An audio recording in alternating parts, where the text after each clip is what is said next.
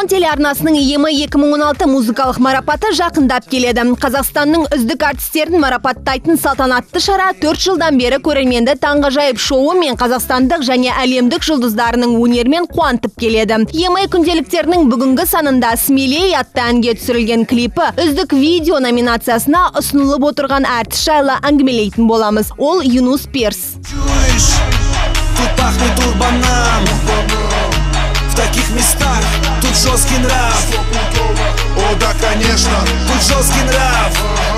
Юнус Перс тыңбай еңбек етіп келеді. Рэпер 2015 жылы үздік хип-хоп жоба номинациясында EMA марапатын жеңіп алған болатын. Енді үздік видеоклиптің иесі атағын жеңіп алу үшін Мақпал Исабекова, Әли Оқапов сияқты орындаушылармен, Алем Бенд және 91 сынды топтармен сайысқа түспек. Әнші мүмкін басқалардың алдын орап, өзі армандаған сайысқа да қол жеткізер. Әзірге дауыс беру жалғасып жатқанда Юнус EMA 2015 марапатындағы өзінің жеңісін еске алды.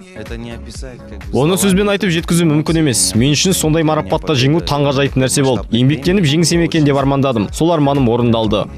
EMA марапатындағы жеңісінен кейін Юнус тағы да 2 клип түсіріп, көрерменнің көңілінен шыға білді. Қазақстандағы бақуатты жастардың тыныс-тіршілігін суреттейтін «Все только в разгаре» деген әніне Юнус Дубайда клип түсіріп қайтқан болатын. Енді Rolls-Royce'пен жүретінде жетістікке жете қойған жоқпын. Бірақ бір араб бауырымда сондай көлік бар екен. Мендегі қалағаныңды сұра деген соң оңтайлы сәтті неге пайдаланбасқа деп ойладым.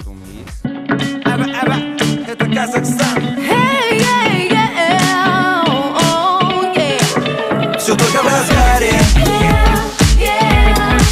там, где мы всегда пати, в клубах, барах, на хате, карманы полны, мы тратим, сколько хотим.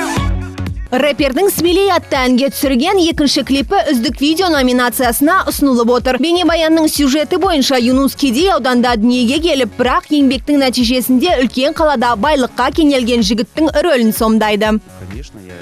Әрине, өмірде де бәріне өз еңбегіммен қол жеткіздім. Клиптерінің режиссері Нурдил Асбек деген жігіт. Ол менің досым, екеуміз бір қаладанбыз. Бірақ ол Астанада, мен Алматыда тұрамыз. 2 ән жазымда оған арналған бейнебаяндарды Дубайда түсірдік. «Смелей» деген клипін Дейри қаласына түсірген болатынбыз. Ол жердің халқы кедейлеу. Мен бейнебаянда арабтың рөлін сомдадым.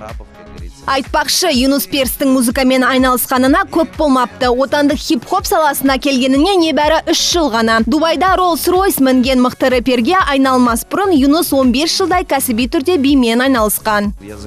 Мен 15 жылдан бері бимен айналысып келемін. Бір күні теледидарды қосып қалсам, Майкл Джексонның клипі жүріп жатыр екен. Тәнті болғаным сонша оның биіне қарап отырып, өзімнің де бимен айналысқым келіп кетті. Мен брейк-дэнсті таңдадым. Содан бері билеп жүрмін. Енді бұрынғы би-бой Алматы мен Қазақстанның басқа қалаларын бағындыруда. Ол жаңа әртіс үшін шығармашылық жолдың қандай ауыр болатынын жақсы біледі. Жыл жаңалығы номинациясындағы болашақ жеңімпаз кім болар екен деген сөз қозғалғанда, Юнус 91 мен Алау тобының әншілерін ерекше атап өтті. 91 ешкімге ұқсамайды, өйткені олардың ұстаздары мықты. Сондай-ақ Алау тобындағы Ерболдың қалай ән салатыны ұнайды. Дауысы керемет. Енді айтар болсам, 2 топтың қайсысы жеңетінін халық қана шешеді. 2015 жылдың үздік хип-хоп орындаушысы ретінде Юнус осы жылы жеңіске жету үшін хип-хоп жобаның қандай болу керектігін айтып өтті. Әртіс барлық номинанттарға сәттілік тілегенімен скриптонитке жанкер болатынын жеткізді.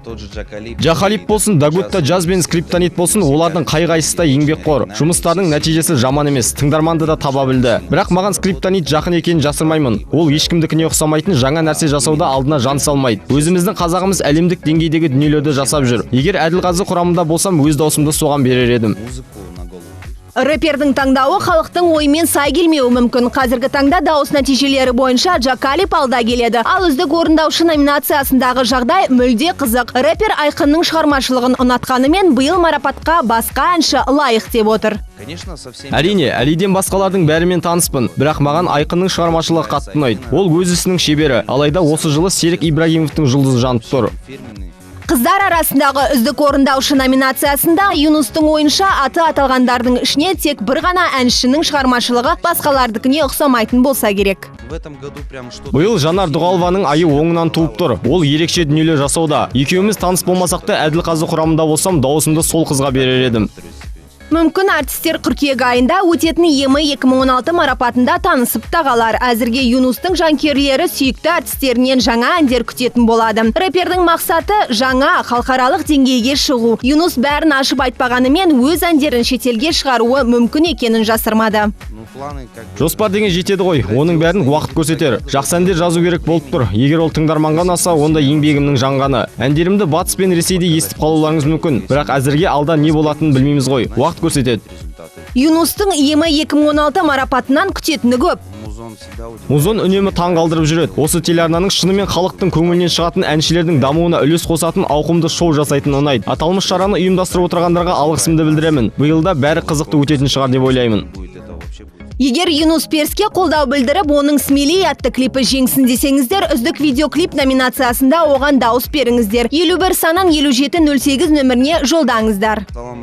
Салам алейкум, құрметті ағайындар, сұлу қыздар, ханымдар мен мырзалар. Есімім Юнус Перс. Бәріңізге сәлем жолдап, мен үшін дауыс берулеріңізді сұраймын. Үздік видеоклип номинациясына ұсынылып отырмын. Қолдауларыңызды күтемін. Отбасыларыңызға татулық тілеймін.